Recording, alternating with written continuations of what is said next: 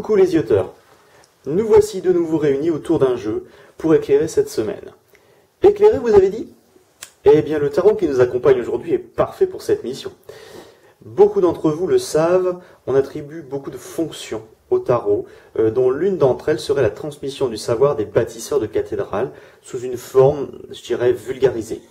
Alors, quoi de mieux qu'un jeu de tarot transparent comme les vitraux pour apporter une lumière douce et colorée à votre semaine? L'Universal Transparent Tarot est en réalité un jeu qui est imprimé sur des lames en plastique transparente. C'est Roberto De Angelis qui a voulu, à travers ce tarot, démontrer qu'il pouvait y avoir différents points de vue, en tant que des points de vue matériels ou spirituels, et surtout, je dirais, spirituels quand il s'agit de tarot.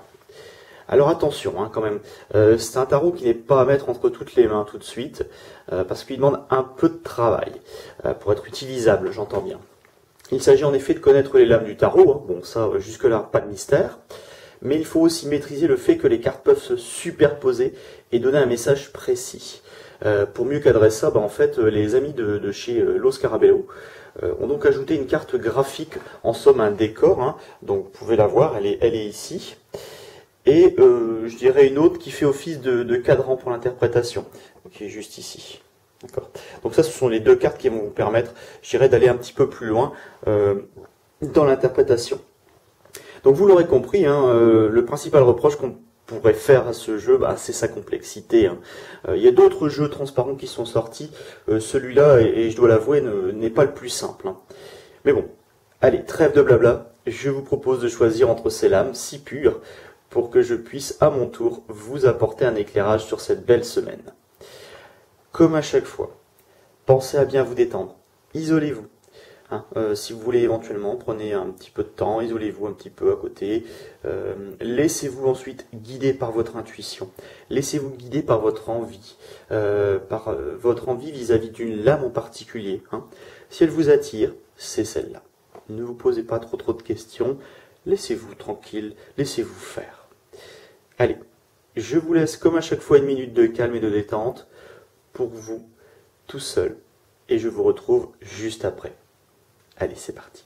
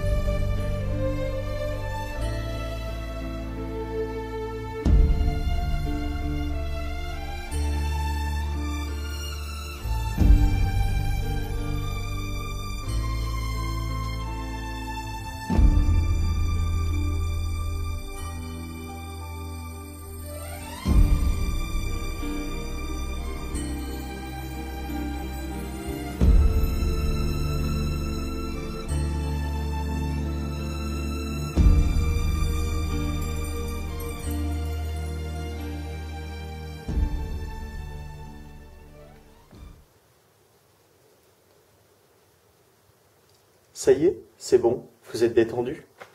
Allez, c'est parti. Découvrons ensemble les cartes qui vont composer notre tirage de la semaine.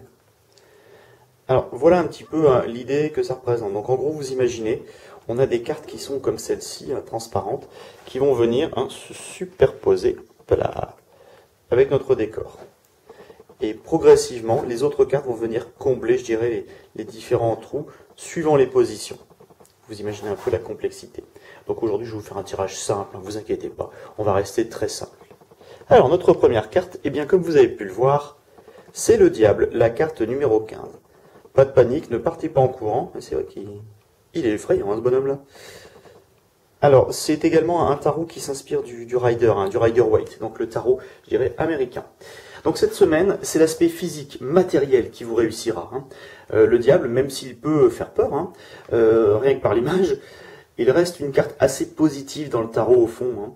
Cette carte vous met simplement en garde contre tout abus. Je m'explique. Bon, perso, j'adore les plaisirs de la table. Mais si j'abuse comme tout le monde, j'en serais malade. Il y a toutes bonnes choses dans la vie, il y a plein de choses qui sont extrêmement agréables, mais elles ont toutes leurs limites. Et derrière ces limites, commence le territoire du diable. S'il est question de gain matériel cette semaine et de rencontres très agréables d'un point de vue sensuel, hein, c'est, je dirais, la carte du diable. Hein. Le diable, il vous rappelle qu'il faut pas en abuser, comme dirait l'autre, pour pouvoir en profiter, bien sûr, régulièrement. Entretenez votre forme physique, sachez rester maître de vos moyens, et tout se passera pour le mieux cette semaine. D'autant plus que les tablettes de chocolat, ça plaît à ces dames, hein, au sens propre comme au sens figuré, je dirais d'ailleurs. Allez, la deuxième, allons-y. L'ermite. Alors, voilà. Assez petit, hein, l'image, je suis désolé, je fais de mon mieux. L'ermite, en deux. Alors, qu'est-ce qu'on peut dire sur l'ermite? Eh bien, pour vous, c'est une semaine de prise de conscience. Vous prenez un temps pour vous. Vous méditez sur vos derniers projets, vos dernières réalisations. Mettez-vous un petit peu à l'écart du brouhaha pour vous plonger même rapidement dans une rétrospective, je dirais, synthétique de ces dernières semaines. Ça pourrait vous aider. C'est cette prise de distance, cet isolement qui pourrait vraiment vous permettre de faire le point et de cheminer ensuite de plus belle. Peut-être que ces derniers temps, vous avez eu tendance à rester à tête dans le guidon, sans prendre le temps de regarder devant vous. Eh bien, le temps est venu. Un petit exercice qui pourrait vous aider cette semaine. Méditez. Prenez juste 5 minutes. Bon, attention, hein, je sais que vous n'êtes pas des moines bouddhistes, enfin pour la plupart. Je ne sais pas si des moines bouddhistes nous regardent, mais je sais que la plupart ne le sont pas.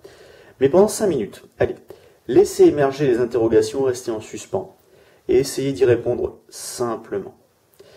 Vous n'avez pas la réponse? Allez, notez ces questions-là sur un bout de papier et vous verrez, petit à petit, essayez d'y répondre. Au besoin, vous pouvez en parler à une personne de confiance.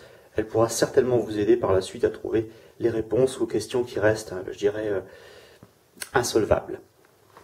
Bon, attention toutefois à ne pas rester reclus, hein, comme un ermite, si j'ose dire.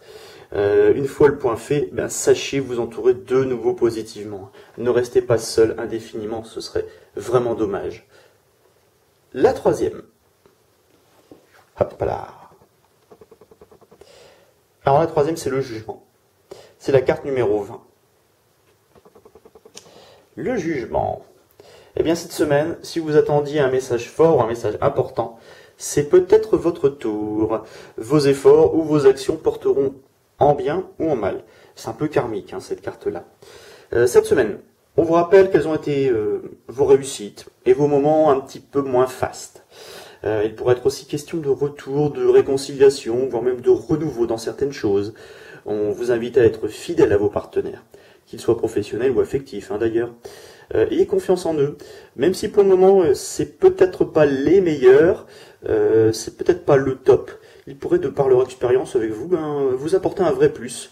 Donc ne partez pas trop vite, ça pourrait être bénéfique.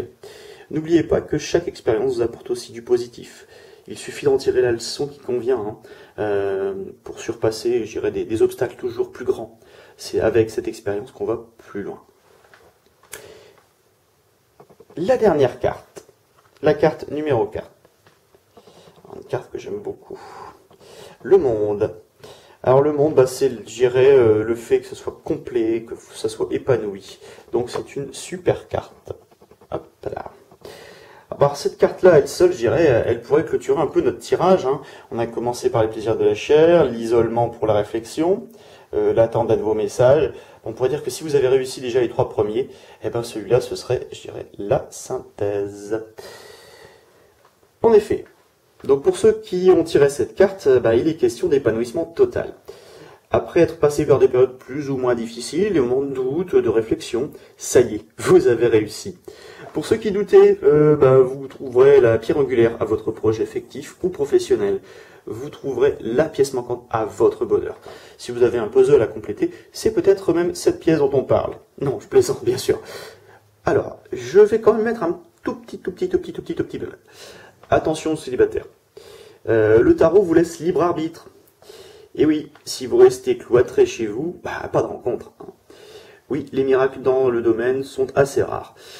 Alors sortez de votre grotte et ouvrez-vous un petit peu, vous verrez, ça va bien se passer. Cette carte peut également indiquer des déplacements. Alors si vous avez pour projet d'aller courir le monde, c'est cette semaine, hein. Voilà pour ce que je pouvais vous dire pour la semaine qui arrive. Donc si... voilà un petit peu tout ce que je pouvais vous dire aussi par rapport à je dirais, à votre affectif, à votre professionnel. J'espère que tout se passera bien pour vous, hein. Bon, je pense pas que ce soit des cartes franchement méchantes, mais ça donne toujours un peu de réflexion. En tout cas, c'est une semaine très positive et prometteuse qui se profile pour vous. Et je vous rappelle aussi hein, que vous pouvez nous rejoindre, bien sûr, via YouTube, hein, mais aussi via Facebook, le groupe Les Yeux de Benoît. Hein, n'hésitez pas à me demander, c'est un groupe fermé, mais je vous accueille volontiers, hein, bien sûr. En étant abonné à YouTube, je vais y arriver ce matin, c'est dur. En étant abonné à YouTube, vous êtes prévenu de nos vidéos. Mais n'hésitez pas aussi à nous laisser, je dirais, un petit pouce en positif. Ça fait toujours plaisir. Voilà, voilà. Et puis, au fait, si vous aviez une question, quelle qu'elle soit, n'hésitez pas à me laisser un message sur ma boîte mail, hein, lesyeuxdebenoît@outlook.fr, tout collé. Et voilà, mes amis. Je vous souhaite une bonne semaine. Je vous retrouve la semaine prochaine pour un nouveau tirage. Et d'ici là, prenez soin de vous. Gros bisous et à bientôt dans les yeux de Benoît.